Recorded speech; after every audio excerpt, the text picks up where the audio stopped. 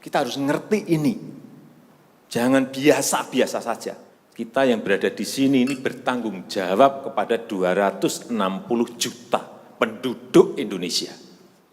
Kalau mau minta perpu lagi, saya buatin perpu. Kalau saudara belum cukup, asal untuk rakyat, asal untuk negara. Saya pertaruhkan reputasi politik saya. Bismillahirrahmanirrahim. Assalamualaikum warahmatullahi wabarakatuh. Selamat pagi, salam sejahtera bagi kita semuanya. Om Swastiastu, Namo Buddhaya, salam kebajikan.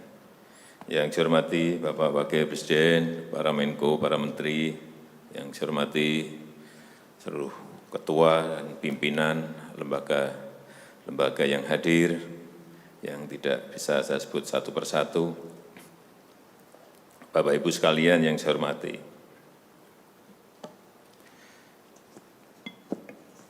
suasana dalam 3 bulan ke belakang ini dan ke depan, mestinya yang ada adalah suasana krisis.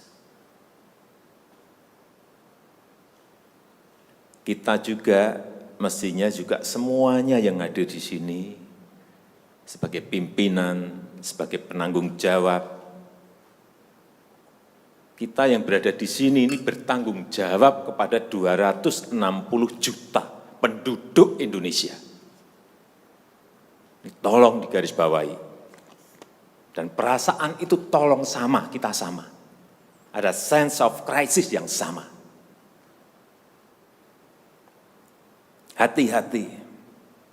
OECD terakhir sehari 2 hari yang lalu menyampaikan bahwa growth, pertumbuhan ekonomi dunia terkontraksi 6, bisa sampai ke 7,6%. 6 sampai 7,6% minusnya. Bank Dunia menyampaikan bisa minus 5%. Perasaan ini harus sama. Kita harus ngerti ini. Jangan biasa-biasa saja. Jangan linier. Jangan menganggap ini norma. Bahaya sekali kita. Saya melihat masih banyak kita yang menganggap ini normal. Nah, kalau saya lihat Bapak, Ibu, dan saudara-saudara masih ada yang melihat ini sebagai sebuah masih normal, berbahaya sekali. Kerja masih biasa-biasa saja. Ini kerjanya memang harus ekstra luar biasa, extraordinary. Perasaan ini tolong sama. Kita harus sama perasaannya, kalau ada yang berbeda satu saja sudah berbahaya. Jadi tindakan-tindakan kita, keputusan-keputusan kita, kebijakan-kebijakan kita, suasana adalah harus suasana krisis. Jangan kebijakan yang biasa-biasa saja, menganggap ini sebuah kenormalan. Apa-apaan ini? Mestinya suasana itu ada semuanya. Jangan memakai hal-hal yang standar pada suasana krisis. Manajemen krisis sudah berbeda semuanya mestinya. Kalau perlu kebijakan perpu, ya perpu saya keluarkan.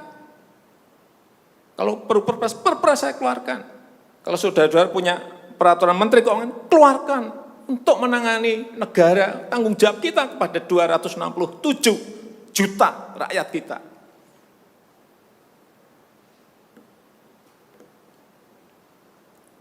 Saya lihat masih banyak kita ini yang seperti biasa-biasa saja. Saya jengkelnya di situ. Ini apa enggak punya perasaan, suasana krisis.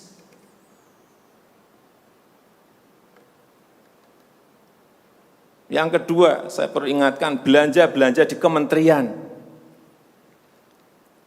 Saya lihat laporan masih biasa-biasa saja.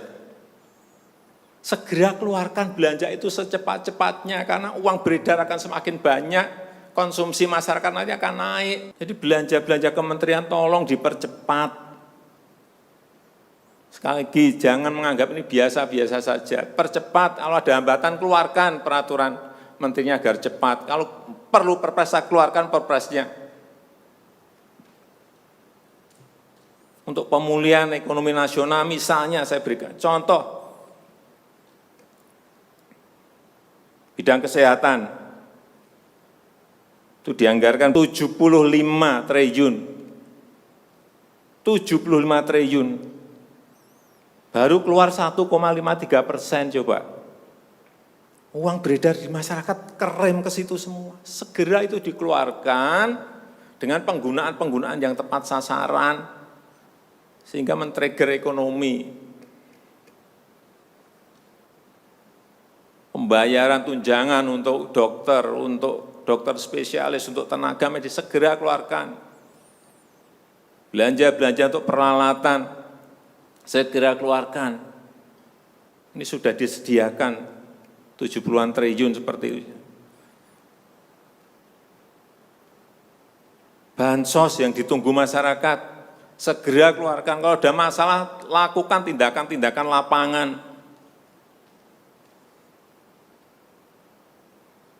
Meskipun sudah lumayan, tapi baru lumayan. Ini extraordinary.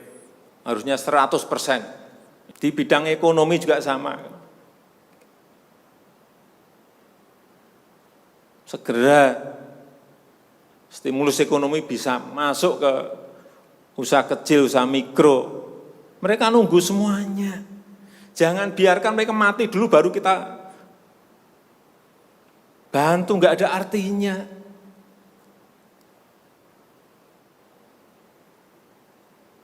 Berbahaya sekali kalau perasaan kita seperti nggak ada apa-apa, berbahaya sekali. Usaha mikro, usaha kecil, usaha menengah, usaha gede, perbankan, semuanya yang berkaitan dengan ekonomi manufaktur, industri, terutama yang padat karya, beri prioritas pada mereka supaya enggak ada PHK. Jangan sudah PHK gede-gedean, duit rupiah pun belum masuk ke stimulus ekonomi kita. Hanya gara-gara urusan peraturan. Ini extraordinary. Saya harus ngomong apa adanya, enggak ada progres.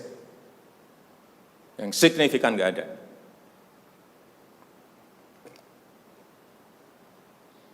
Kalau mau minta perpu lagi, saya buatin perpu. Kalau saudara belum cukup, asal untuk rakyat, asal untuk negara. Saya pertaruhkan reputasi politik saya.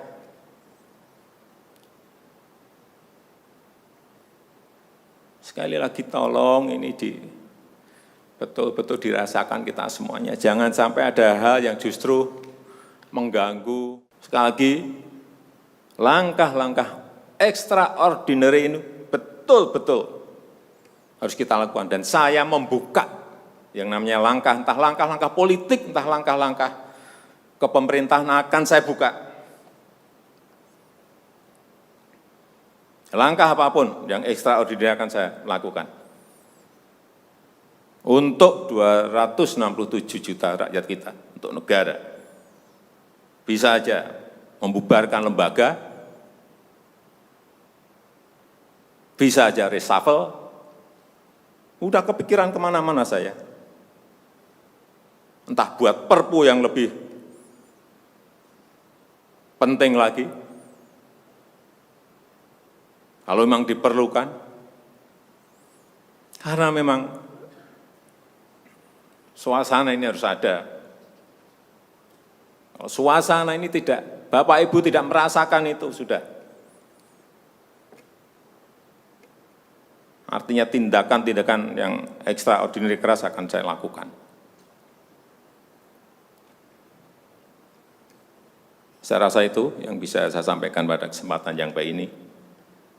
Saya betul-betul minta pada Bapak Ibu dan saudara-saudara sekalian mengerti, memahami apa yang tadi saya sampaikan. Kerja keras dalam suasana seperti ini sangat diperlukan. Kecepatan dalam suasana seperti ini sangat diperlukan. Tindakan-tindakan di luar standar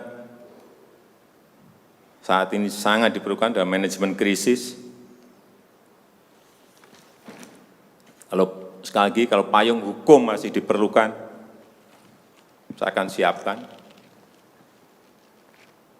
Saya rasa itu yang bisa saya sampaikan. Terima kasih. Assalamualaikum warahmatullahi wabarakatuh.